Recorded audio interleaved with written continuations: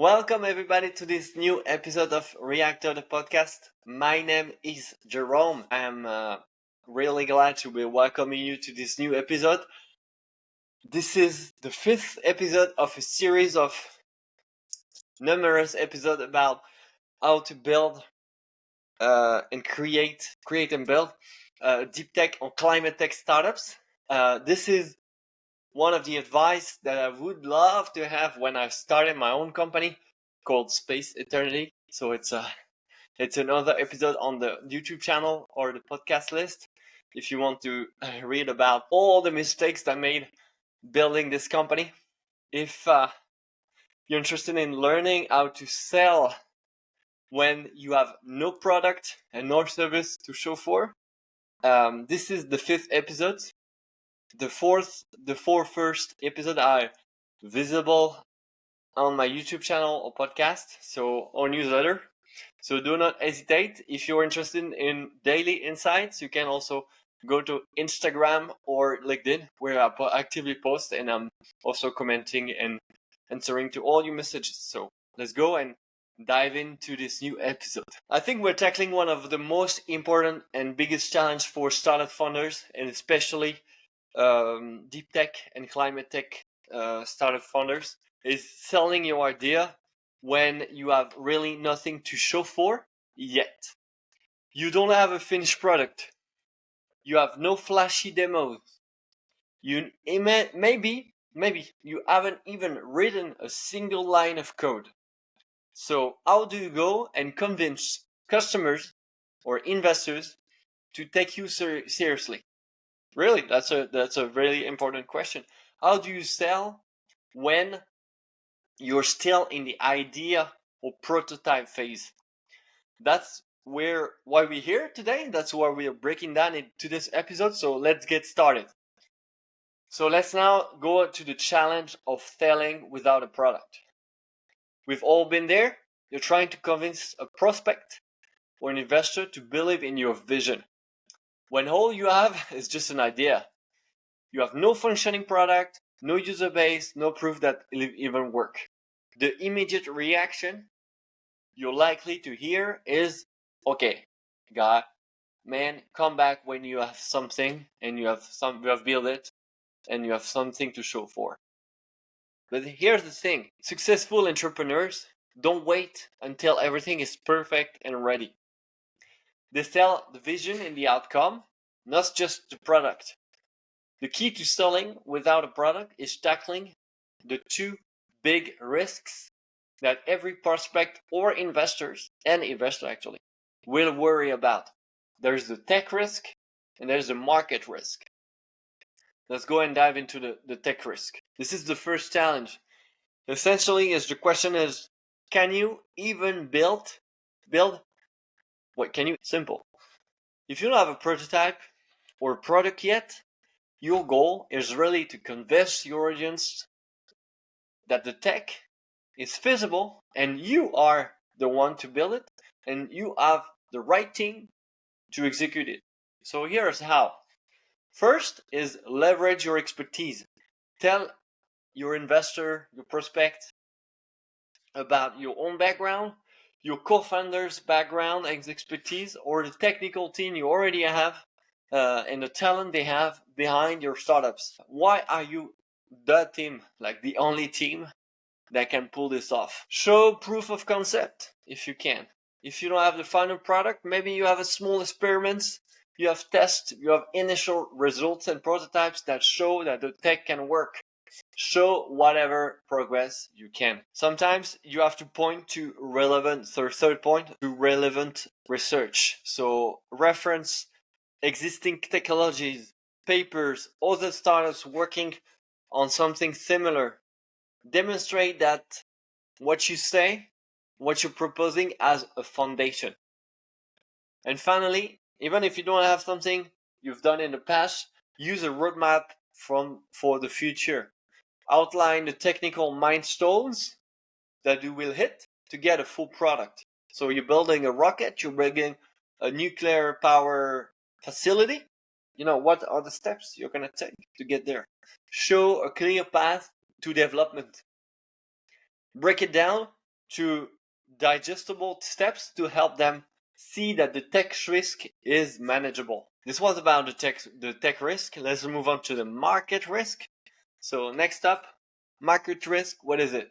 The question is, even if you build it, will anyone care? This is where you need to demonstrate that you deeply understand the market and that there is real demand for the new thing that you're gonna develop, your future product. So here, how to tackle it. First, know your customer pain point. Be clear about the problem you're solving and who you're solving it for. Use real data, customer interviews, make market research to show that you understand the pain. Second, you can highlight the market size and opportunity. Show that your solution is not local, that you don't just solve a small problem. Your product is going to tackle something very big enough that people will pay for it. You can outline what we call TAM, total addressable market, and the opportunity that lies ahead of you. You can show early demands. Have you already talked to potential customers? Maybe they have expressed interest or given even your feedback about your solution. You can start collecting letters of intent or verbal commitment that show people want what you're building, even if it's not built yet. Finally, fourth thing you can do is validate with early testers. If you're in the process of building, involve customers early in the process, early adopters, testers to validate that your product will meet real needs. This helps to show that there is a customer base out there waiting for your product to be ready. So how do you prove to both customers and investors that you're progressing even if you haven't finished building? So that's where you need to hit those key validation checkpoints along the way. Remember I told you about this technical roadmap that you need to do. You need to update the customers and investor about those opportunities, and this only de-risk the project, also position you to get more funding and more money. So here is what you should be doing. So you build a prototype, even if it's not bare bones. Get a prototype out there. It doesn't have to be perfect. It's not about perfection. Just show something and show that the tech works. Try to get very early in the process feedback. Engage with your early adopters, partners, or a small group of potential customers. Like this is your favorite group. Their feedback can help you tweak the product, meet market demand, and also make you focus on the most essential features that you need to focus on. There's probably 20% of the features that provide 80% of the value, and so that's where you need focus. During that period, you need to sign a maximum letters of intent. So those letters are not easy to sign, to get, because they show that one company is willing to pay whenever your product is ready. So they are gold when you don't have a product yet. It shows that customers are really willing to pay once your product is ready. This is a huge validation for both investor and future customers. Also, we haven't talked about this, but when you're building a deep tech or climate tech, there's often public money available for reducing the tech risk. So apply for and win grant, and winning grants will show that to third parties, and to other customers, investor, that some other third party believe in your idea. And finally, raise early stage funding. That's sometimes necessary, especially in deep tech and climate tech. You have to use all the things above that we say: prototype, grants, public grants, and LOIs, so letter of intents, to secure early stage funding, investor will want to see that you're moving in the right direction, even if you're pre-product, prior to the product. So now let's imagine that you are building and you want to get more customers. You want to raise more money. So now you're still building. Even if you get some money, some early stage public money, early stage private money from investors. Staying in touch with your future customers is critical. Keep them updated about your progress. You share the milestones. You share the milestones, especially to the ones who signed already letter of intents. You ask for feedback. You keep them engaged and really excited about what's coming. It's coming. It's happening. You're building it. It's finally happening. So do it. So it builds trust between you, and also it shows that you deliver. That's a really important one. So don't wait until you're ready to launch to talk to customers. Maintain communication at all time, and throughout the development process. And when your product is finally ready, you'll have warm, eager customers ready to jump in. So throughout this whole process, we have seen something.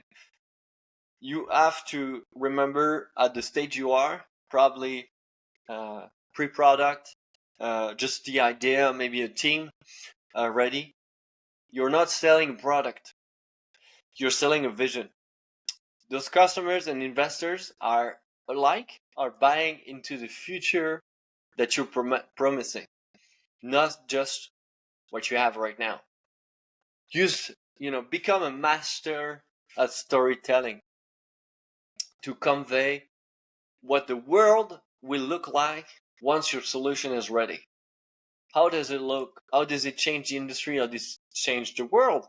How does it solve critical problems? How does it make life easier or more efficient for your customers? Show that. So that was a really dense episode on how to sell when you are pre-product. To recap, tackle the tech risk by showing your expertise, your proof of concept if you can, and at least a clear development roadmap.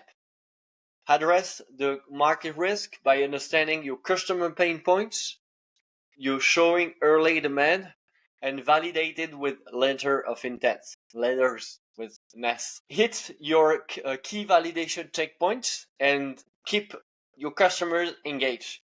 So the key validation checkpoints can be building prototypes, securing new letters of intent, applying for funding, for private funding or public grants, and winning those grants, and stay in touch the entire time with your future customers throughout this journey, and even future investors, and always focus on selling the vision of what your solution will achieve. That was it for today. Thanks for joining me for another episode of Reactor. Selling when you have nothing to show for is tough. But it's absolutely possible. It's absolutely possible. When you focus on tackling risk, validating your progress, and staying connected to your customer. If you found this helpful, don't hesitate to subscribe, share this video, and leave your comments below. I would love to hear your thoughts. I'll see you next time. Bye.